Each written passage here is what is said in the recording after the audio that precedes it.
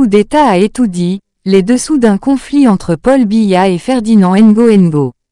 Dans les coulisses du pouvoir camerounais, une atmosphère tendue prévaut entre le président Paul Biya et son fidèle protégé, Ferdinand Ngo.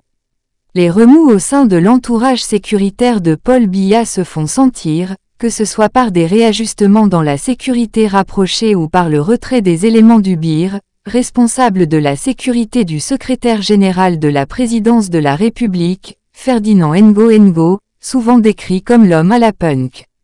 Des mesures draconiennes, telles que la fouille systématique des véhicules des employés du secrétariat général et la désactivation de certains niveaux d'accès pour les hauts fonctionnaires, ajoutent à l'atmosphère de suspicion. Cependant, la tourmente s'accentue particulièrement autour de Ferdinand Ngo, où les nouvelles défavorables se multiplient pour ses proches. La personnalité au cœur de cette tourmente est le consultant en communication israélien, Eran Moas, dont la proximité avec Ferdinand Ngo est un secret de polichinelle.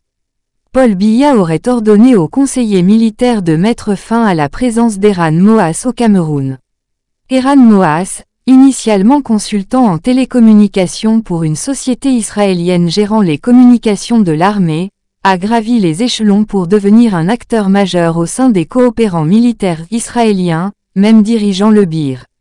Les marchés octroyés par Ngo à Moas dans le domaine de la sécurité, y compris pour les aéroports et Camtel, soulèvent des interrogations. Cependant, une affaire plus grave émerge. Paul Biya suspecte une tentative de coup d'État impliquant ses collaborateurs proches, appuyés par le consultant israélien.